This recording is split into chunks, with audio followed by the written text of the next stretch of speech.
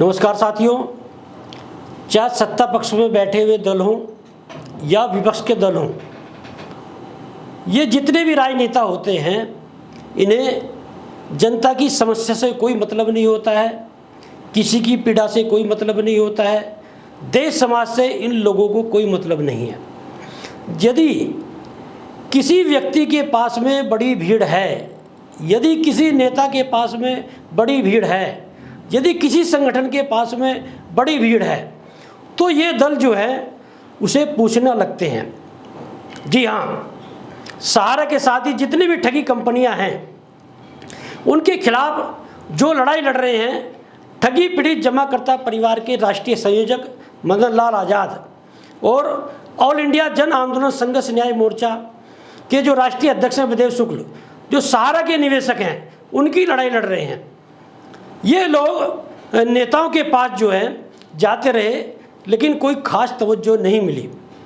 विशेष रूप से मध्य प्रदेश में, जब मध्य प्रदेश के निवेशक कांग्रेस के पूर्व मुख्यमंत्री दिग्विजय सिंह, जो कांग्रेस के बड़े लीडर हैं, उनसे मिले तो उन्होंने कोर्ट का हवाला देते हुए एक तरह से उन निवेशकों को टरका दिया था।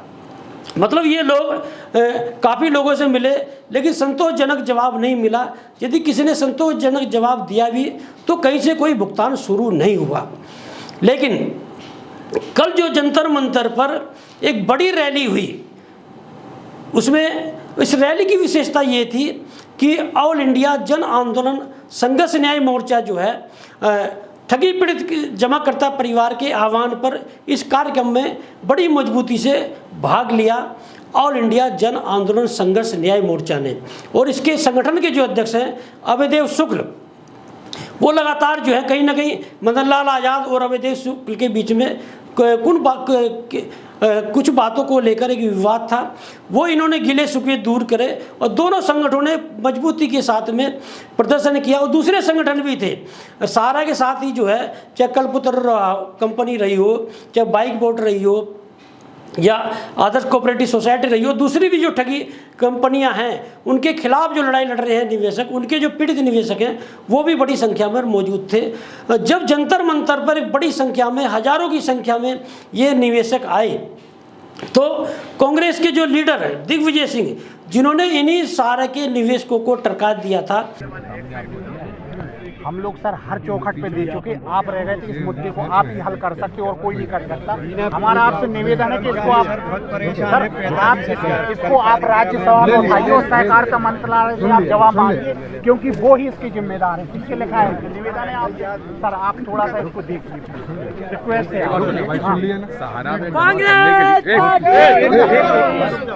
सहारा में जमा करने के पहले आपने किसी से राय ली थी क्या?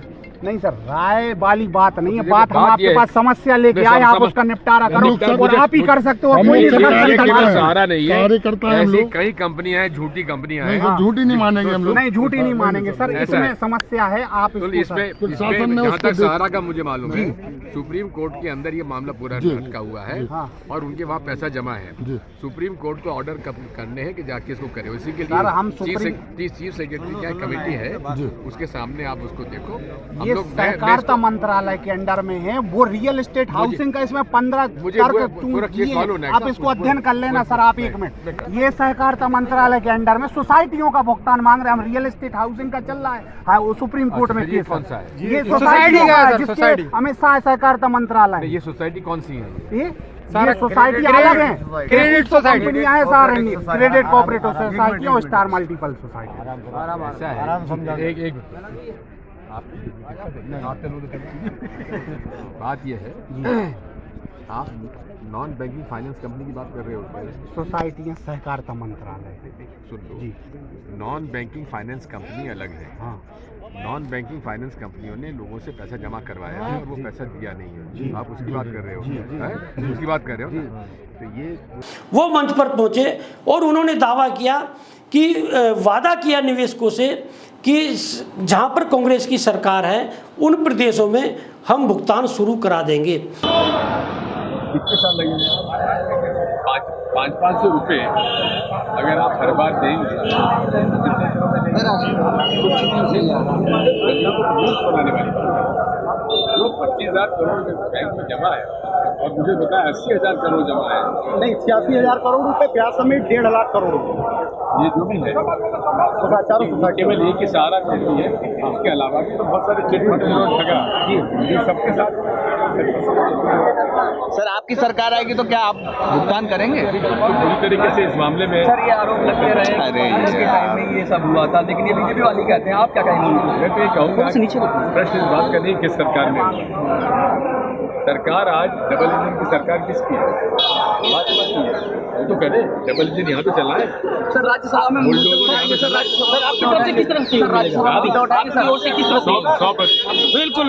चलिए, ऐसे में बड़ा प्रश्न ये उठता है कि निवेशक जो है कोई पहली बार तो जंतर मंतर पर आए नहीं थे, इससे पहले भी कई प्रदर्शन जंतर मंतर पर कर चुके हैं। सहारा के लोग पूरे देश में जो है वो चाहे वो मध्य प्रदेश हो, झारखंड हो, बिहार हो, उत्तराखंड हो, वहाँ पर प्रोटेस्ट कर रहे हैं। जहाँ तक ठगी पीड़ित जमाकर्ता परिवार की बात है तो ठगी पीड़ित जमाकर्ता परिवार के राष्ट्रीय संयोजक मदन लाल आज़ाद ने तीसरी भारत यात्रा निकाली और पूरे देश में चाहे उत्तर प्रदेश हो, मध्य प्रदेश हो, झारखंड हो, छत्तीसगढ़ हो, पश्चिम बंगाल हो, महाराष्ट्र हो, पूरे देश में उन्होंने जो है भारत यात्रा निकाली।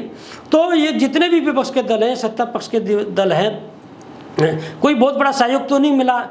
निश्चित रूप से यदि दिग्विजय सिंह कल के प्रोटेस्ट में गए तो प्रोटेस्ट की ओर से, निवेशकों की ओर से एक जो है सराहना करनी चाहिए। लेकिन सबसे बड़ी बात यह है कि जितने ये जो दल होते हैं इन्हें वोट बैंक की चिंता होती है। इन्हें दिखाई दे रहा है, आज की तारीख में कांग्रेस को ये दिखाई दे रहा है कि 13 करोड़ निवेशक सहारा के हैं और उसके अलावा जो दूसरी ठगी कंपनियां हैं उनके भी बड़े स्तर पर निवेशक हैं।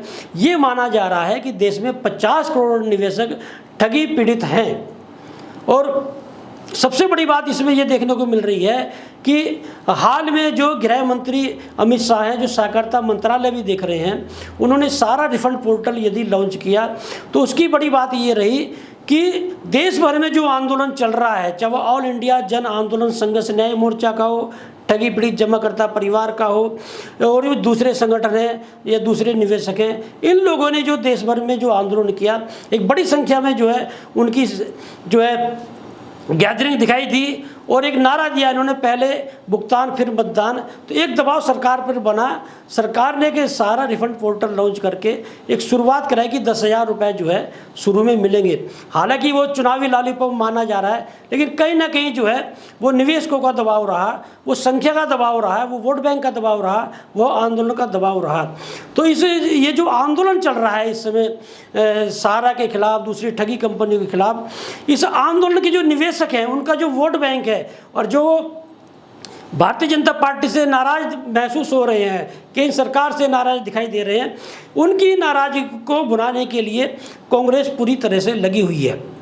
जैसे पिछले दिनों आपने देखा होगा कि उत्तर प्रदेश में सहारा के खिलाफ जो है पूरे प्रदेश के जो नेता कांग्रेस के सड़कों पर उतरे थे और भुगतान की बात की थी। और छत्तीसगढ़ में भी जो एक माहौल देखने को मिला, राजस्थान में भी एक माहौल देखने को मिला। तो कांग्रेस के जो नेता हैं वो लगातार भुगतान की बात करते रहे हैं, लेकिन इसमें कहीं से दो राय नहीं है कि जहाँ पर उनकी सरकार है वहाँ पर भी निवेशकों को अभी कोई भुगतान नहीं मिला है। भले ही दिग्विजय सिंह ने आश्वासन दिया हो, वादा किया हो, लेकिन अभी भी दूर दूर तक ऐसी भुगतान की कोई संभावनाएं नहीं दिखाई दे रही है। हाँ, निवेशकों का जो वोट बैंक है उस पर कांग्रेस की निगाह है। यदि कल के प्रदर्शन की हम बात करेंगे तो ऑल इंडिया जन आंदोलन संघर्ष न्याय मोर्चा तो वहाँ पर मौजूद था और जो आयोजक था इस कार्यक्रम का ठगी पीड़ित जमाकर्ता परिवार संगठन, उसके राष्ट्रीय अध्यक्ष मदन लाल आज़ाद के पक्ष में एक जंतर मंतर पर बड़ा माहौल देखने को मिला।